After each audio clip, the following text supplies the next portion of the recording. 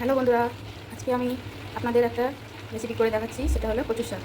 এই যে আমি কচুর শাকগুলো কেটে নিয়েছি। এটাকে আমি নুন দিয়ে ভালো করে ভাপিয়ে নেব, আর এর মধ্যে দিয়ে নেব ছোলাও একসাথে সিদ্ধ করে নেব। দেখুন বন্ধুরা, কচুর শাকগুলো আমি সিদ্ধ করার জন্য কড়ার মধ্যে দিয়ে দিয়েছি। এবার দিয়ে দেবো অল্প করে লবণ,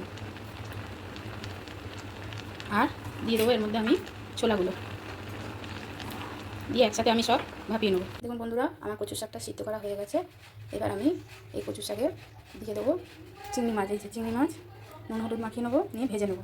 আর আপনাদের দেখিয়ে দিই, আমি আজকে ছোলা, চিংড়ি মাছ আর নারকেল দিয়ে করবো। এই যে নারকেল, আর মশলার মধ্যে দেবো প্রথমে রসুন ফোড়ন, আদা বাটা, কাঁচা লঙ্কা। দেখুন বন্ধুরা, আমার তেল গরম হয়ে গেছে কড়াই। চিংড়ি মাছটা আমি ভেজে নেবো, নুন হলুদ মাখিয়ে নিয়েছি। এবার আমি চিংড়ি মাছটা ভেজে নেবো।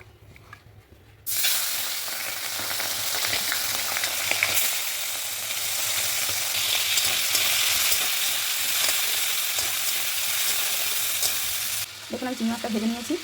এই চিংড়ি ভাজারই ভাজা তেলের মধ্যে আমি ফোড়নটা দিয়ে নেব। প্রথমে দেবো শুকনো লঙ্কা আর তেজপাতা। এবার দেবো আমি জিরে ফোড়ন, গোটা জিরে ফোড়ন দিলাম। এবার দেবো এই রসুনটা, কেটে করা রসুনটা দিয়ে দেবো। কাঁচা স্মেল গন্ধটা চলে গেছে। এবার দেবো আমি কুচনো নারকেল, ভেজে নেবো ভালো করে। দেখুন নারকেলটা আমার ভালো করে ভাজা হয়ে গেছে। এবার এর মধ্যে দিয়ে দেবো এই আদা বাটাটা। আমি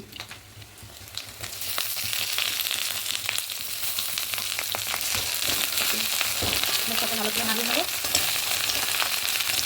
এবার এর মধ্যে দিয়ে দেবো একটু আমি মশলা, হলুদ দিয়ে দিলাম প্রথমে।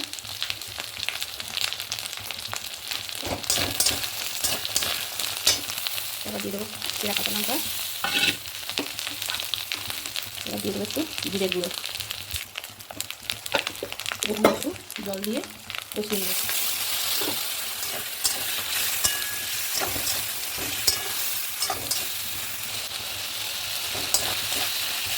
দেখুন আমার মশলাটা ভালো করে কষানো হয়ে গেছে।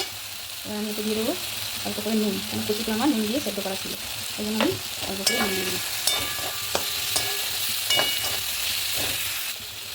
দেখুন আমার ভালো মতো কষানো হয়ে গেছে।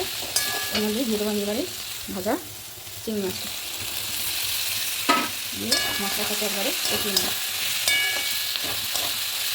দেখুন আমি কচু শাকটার মধ্যে দিয়ে দিয়েছি সিদ্ধ করা কচু শাকটা দিয়ে, এবারে আমি ভালো করে মশলার সাথে কষিয়ে নেব।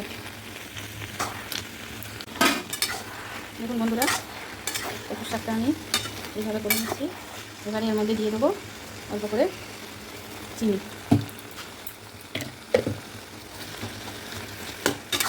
ভালো করে মিশিয়ে নেবো চিনিটা দিয়ে। দেখুন বন্ধুরা, আমার কচু শাক প্রায় হয়ে এসছে। এবার আমি দিয়ে দেবো একটু লেবুর রস, কেন বর্ষার কচু তো, তার যদি চুলকায় তার জন্য একটু লেবুর রস আমি মিশিয়ে নিচ্ছি।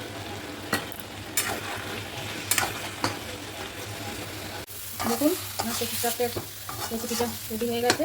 আপনাদের যদি রেসিপিটা ভালো লেগে থাকে আপনারাও রান্না করে খেয়ে দেখবেন, আর অবশ্যই আমাকে কমেন্ট করে জানাবেন, আর লাইক শেয়ার করবেন। দেখুন বন্ধুরা, আমাদের কচুর শাকটা ছোলা আর চিংড়ি মাছ দিয়ে রেডি হয়ে গেছে।